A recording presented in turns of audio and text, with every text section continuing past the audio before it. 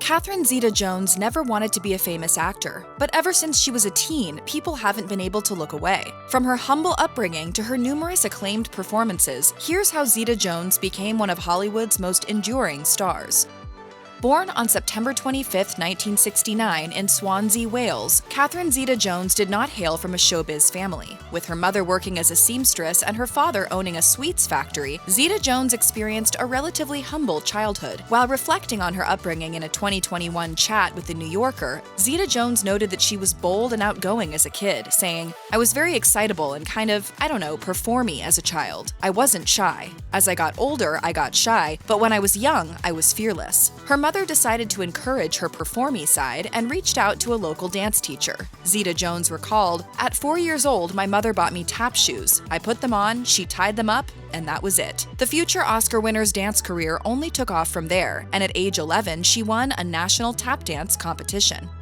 Zeta-Jones's early experience in tap dancing launched her acting career, and by the age of 9, she was appearing in West End productions. My passion grew when I was in Wales very young. She was first cast in Annie, and eventually went on to appear in other stage shows like Bugsy Malone and Pajama Game. As her career continued to blossom and grow, she decided to drop out of high school at age 15. After earning her equity card, Zeta-Jones went on to star in a musical that brought her one step closer to becoming an acting sensation. When she was 17, Zeta-Jones starred in West End's production of 42nd Street. She was the second understudy for Peggy Sawyer, a bright-eyed character whose big dream was to make it on Broadway. Ironically enough, the 17-year-old was fortunate enough to play the role due to the main lead being on vacation. Zeta-Jones went on to portray Peggy Sawyer for 2 years and became something of a local celebrity in the process. It was one of those moments that it was just life-changing.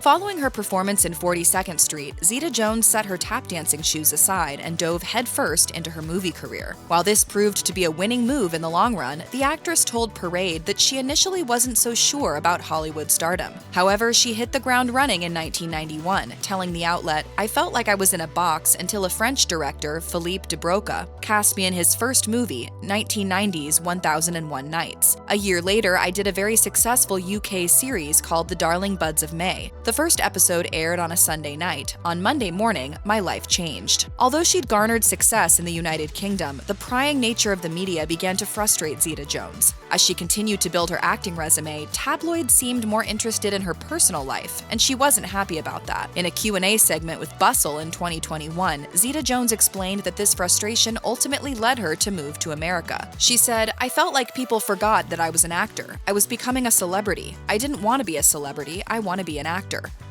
After co-starring in 1996's The Phantom, Zeta-Jones's feet were firmly planted in Hollywood. She went on to catch the eye of Steven Spielberg, who had a hand in helping her attain one of her more notable film roles. She told In Style in 2021, "I came here to film a TV version of Titanic, and when it aired on CBS, Steven Spielberg happened to see it and invited me to fly to Mexico to audition for The Mask of Zorro. The next thing you know, I got my big break." Her portrayal of Elena in the critically acclaimed film helped her break through in America.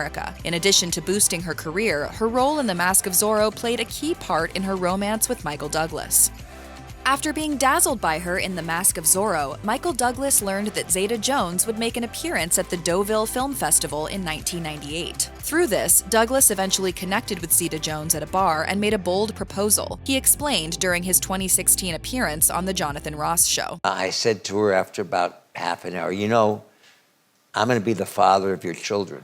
Zeta-Jones wasn't buying it, though, and told him goodnight. But after sending a bouquet of roses to her in Scotland, the two eventually started dating. Within a year, Douglas proposed to Zeta-Jones in Aspen, Colorado, and promptly tied the knot at the Plaza Hotel in New York City in 2000. In a 2022 interview with Extra, Zeta-Jones gushed about her longtime partner, saying, "I lucked out big time. He's a wonderful husband, he's a wonderful father." After giving scene-stealing performances in The Mask of Zorro and Traffic, Zeta-Jones would strike gold again with 2002's Chicago. Based on the beloved musical of the same name, Zeta-Jones starred in the big-budget film as Velma Kelly. The movie received widespread acclaim, and Zeta-Jones's portrayal of the incarcerated nightclub singer earned her numerous awards, including an Oscar for Best Actress in a Supporting Role. The movie gave Zeta-Jones an opportunity to show off her musical theater skills on the big screen, and she certainly did not disappoint. She she told the Hartford Courant, "That's me sliding across the table, going down a pole, falling off a piano, doing cartwheels. We were right there, down in the trenches. It was a lot of fun, a lot of painful fun." What's more, Zeta-Jones helped shape the character's aesthetic. It may be impossible to imagine Velma Kelly without her jawline-grazing bob, but evidently, the film's producers initially had another hairstyle in mind. However, as Zeta-Jones shared on a 2021 episode of The Drew Barrymore Show, she fought for Velma's bob. She said, "For me, when I saw Velma Kelly, I saw that blunt Louise Brooks look. You know, as an actor, you know the period. They didn't have beach waves, you know, in 1930s Chicago, and I won that battle." That's Chicago.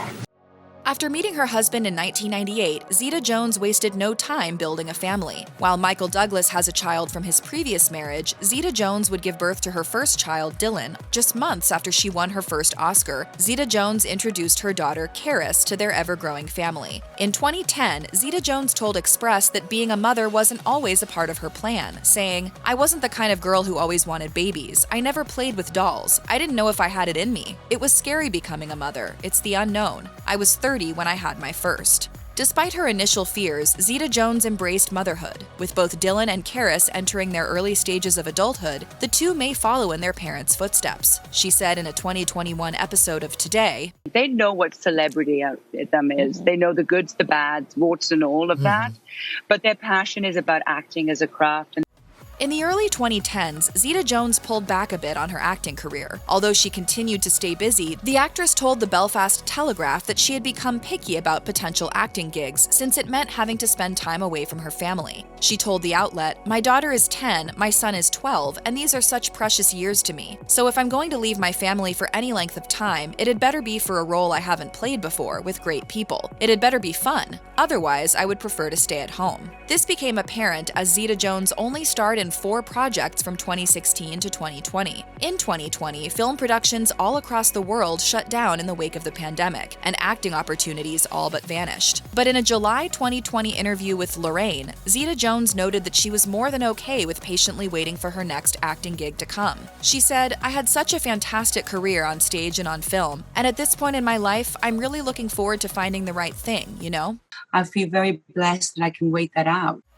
Zeta-Jones is no stranger to adaptations. In 2022, 2 decades after she tore up the silver screen in the film version of Chicago, she played Morticia Addams in 2 episodes of Netflix's hit series Wednesday. She was pleased as can be to take on the role of the Addams family matriarch, telling In Style in 2022, "I'm hoping that they continue with Wednesday's story forever, so I can grow old playing Morticia. I mean, nothing would make me more happy than to be 80 years old and still playing Morticia." That same year, Zeta-Jones took part in the Disney Plus series National Treasure: Edge of History, serving as a follow-up to the Disney film starring Nicolas Cage. As a self-described history buff, Zeta-Jones quickly accepted the role of Billy Pierce. Although this was a notable gig for the actor, she told Access Hollywood that her inclusion in the series earned her cool points from her children, whom she thought wouldn't recognize the significance of this opportunity. She said, "I became very cool when I told them I was doing a TV series for National Treasure. I said, when you were about 4 or 5, there were these really good movies that came out with Nicolas Cage and Harvey Keitel. They went, 'We know, that is so cool, mama.'"